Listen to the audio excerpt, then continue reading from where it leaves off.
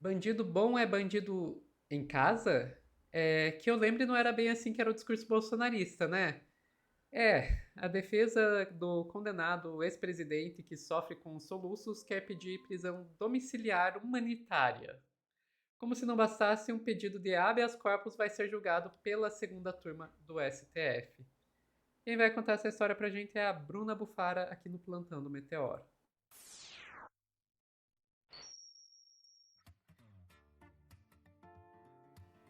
Bruna, como muda o discurso deles, né? De uma hora para outra.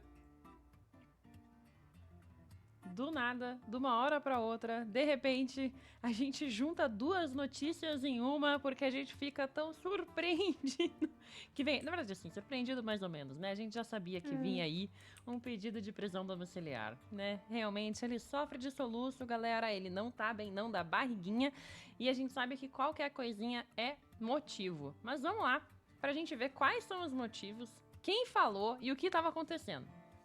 Vamos ali pro Paulo Cunha Bueno, pessoal, o Twitter dele, onde ele publicou ali a notícia.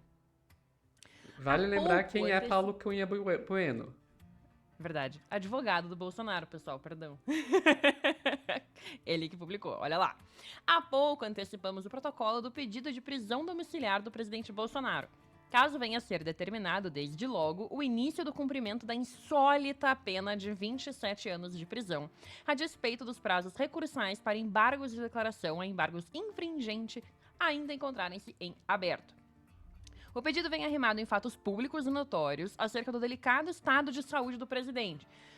Eu repito, delicado estado de saúde do presidente. Consequência do atentado à faca sofrido em 2018. Peço que vocês lembrem exatamente essa frase. Delicado estado de saúde desde 2018. Que torna impossível sua permanência segura em ambiente carcerário, na medida em que demanda cuidados permanentes e evidentemente impossíveis de serem garantidos naquele ambiente.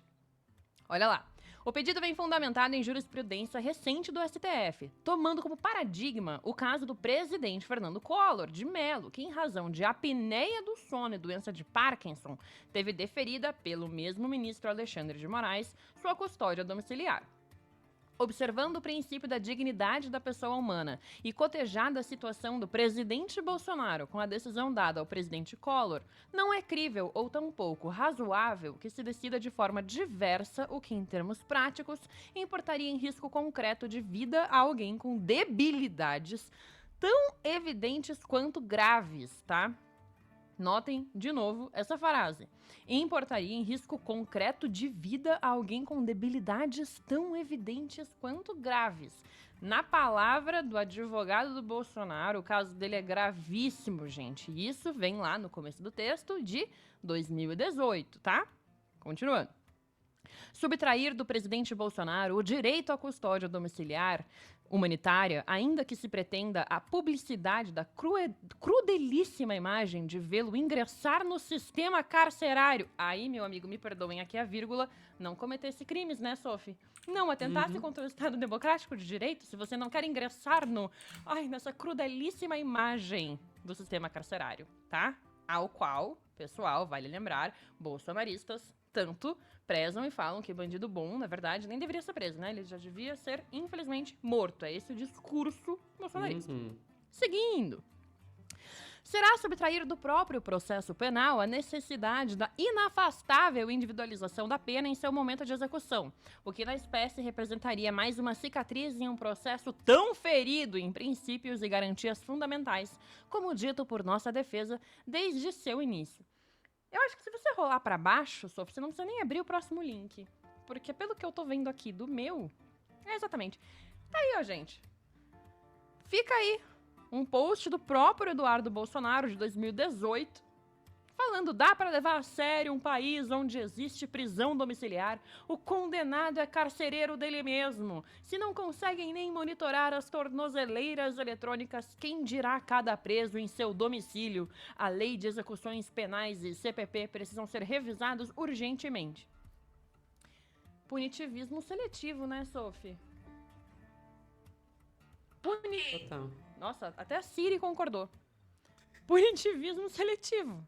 Não tem como. Isso aqui é completamente dois pesos completamente duas moedas. Não tem nem o que falar. E vamos falar uma coisa, vamos trazer aqui, porque nesse discurso do Paulo Cunha Bueno, ele tá sendo bem explícito em dizer que o estado atual do Bolsonaro hoje é debilitadíssimo, grave, e isso vem desde 2018. Essas são as palavras do Paulo Cunha Bueno. E aí eu trouxe algumas imagens, Sophie, pra gente lembrar do Bolsonaro. Porque de 2018 pra cá, gente, aconteceram algumas coisas. Isso aqui é do quê? De 2022. Vocês estão vendo esse senhor aí com um carcinoma de pele completamente debilitado em cima de um jet ski indo para uma lancha-seata? Sophie, de 1 a 10, quão debilitado ele parece pra você nessa foto? Me parece muito bem, a Marinha do Brasil também me parece muito bem equipada com um jet ski desses. Não é? Gente, isso foi depois da facada. Isso aí é em 2022. Isso aí é em 2022. Então, assim, essa narrativa de que o Bolsonaro está hoje sofrendo completamente e, olha, viria a falecer em prisão, cara, pelo amor de Deus. Mas para que a gente também teve outra reviravolta aí no caso. Ai, sério, gente, como pode, né? Simplesmente o Luiz Fux fazendo tudo de errado e abrindo brechas até para um habeas corpus, tá? Porque realmente é isso que aconteceu. A segunda turma do STF agora vai julgar um habeas corpus em dezembro para livrar Bolsonaro de condenação, tá? Como isso aconteceu? O ministro do Supremo Tribunal Federal, Dias Toffoli, rejeitou um habeas corpus que tinha sido protocolado para livrar o ex-presidente Jair Bolsonaro, condenado, da condenação de 27 anos e 3 meses de prisão. A autora desse pedido de habeas corpus apelou. E a segunda turma da corte vai julgar o recurso entre 5 e 15 de dezembro. A segunda turma, tá, pessoal? A autora desse pedido não integra a defesa do Jair Bolsonaro, tá? E aí, ela disse ao STF que o voto do ministro Luiz Fux no julgamento aponta a incompetência absoluta do juízo, retira a questão do campo do mero inconformismo e a insere na seara da teratologia jurídica. Se o Luiz Fux tivesse um dia na vida escolhido o silêncio, nós estaríamos mais felizes. Mas o voto dele foi pra isso, né, Bruna? Todo mundo sabe que o voto dele foi pra abrir imagem. Foi pra abrir brecha, exatamente. Foi pra abrir brecha, foi pra deixar o STF com uma cara de tacho na frente de todo mundo e foi justamente pra enrolar. Ele ficou enrolando. O que ele fez foi uma manobra jurídica pra tentar aí que no futuro viessem mais pedidos, habeas corpus. Exatamente isso. O que ele queria era brecha. Mas sabe uma coisa que eu acho interessantíssimo a gente pensar? É que não é só... A gente tem um sistema no Brasil de progressão de pena. Então, no Brasil, a pessoa fica presa em cárcere privado, ela pode ficar presa em prisão, fica presa dentro condenada, mas ela sempre vai ter o direito à progressão de pena. Mas vocês sabem quantas pessoas têm direito à prisão domiciliar, Sophie? O STF só concede 3,6% dos pedidos de prisão domiciliar. Aparentemente tem aí uma distância muito grande, né? Entre quem atingiu a presidência para ser, né, para ir ali para uma prisão domiciliar e quem não. Que é, né, basicamente todo o resto da população brasileira. Pois é. Tem uma coisa que eu fico pensando, sabe, Bruna? Que assim, que não dá pra colocar o Bolsonaro numa cela comum. Eu concordo que não dá. Até porque se colocar ele junto com os outros, os presidiários e tal, isso poderia oferecer um risco à vida dele e não seria bom ele morrer dessa forma pelas consequências políticas que isso teria, sabe? Um ex-presidente, seja ele qual for, morrer na cadeia não é uma boa ideia. Agora, ter uma célula especial aí com todo o atendimento médico necessário para que ele possa ficar... Desculpa.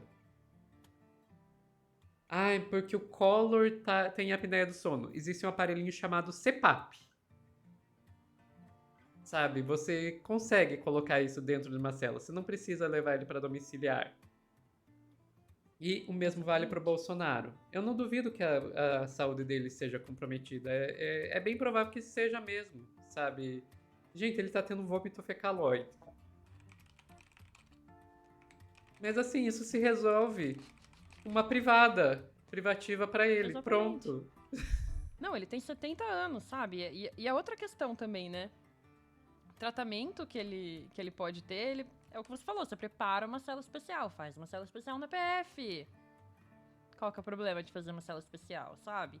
Com os cuidados adequados. E assim, outro motivo também que eles colocaram ali da saúde debilitada do Bolsonaro foi o carcinoma, né? Da pele. Que, gente, aí esses vocês têm que me dar aí a completa licença, né? Que esse carcinoma do Bolsonaro era só ele usar protetor solar para não ter. E agora que ele tem, é só ele ir lá remover pinta. É um problema de pinta.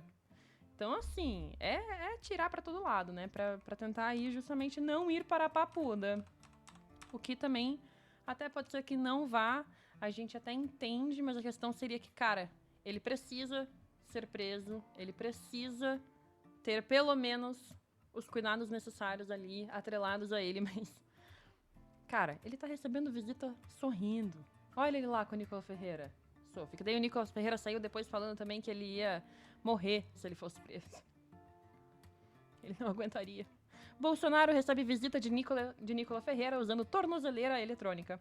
Após pedidos da defesa, ministro Alexandre de Moraes autorizou uma série de encontros entre o ex-presidente e governadores e parlamentares aliados. Aí vocês vão me falar que tá ruim pro Bolsonaro, gente? Xandão até aprovou visitinha. Aprovou os amigos irem lá. Pra depois os amigos irem fazer o quê? Palanque político. Exato. Não dá, Sophie. Isso pra mim é outra questão que eu acho que é importante a gente ter uma prisão em regime fechado. Bolsonaro, enquanto ele estiver em prisão domiciliar, a casa dele vai ser um bunker político, vai ser o QG do próximo golpe. Exatamente. Exatamente. E aí o Nicolas Ferreira saiu de lá falando que, ai, o Bolsonaro não vai ficar vivo se ele for pra cadeia. Gente, isso daí tá virando palanque político de novo. Uhum. Mas enfim, ficamos por aqui, Bruna. Ficamos por aqui, Sophie. Pessoal que tá assistindo ao vivo, não saiam daí, que a gente já volta com mais notícias aqui no Plantão no Meteoro.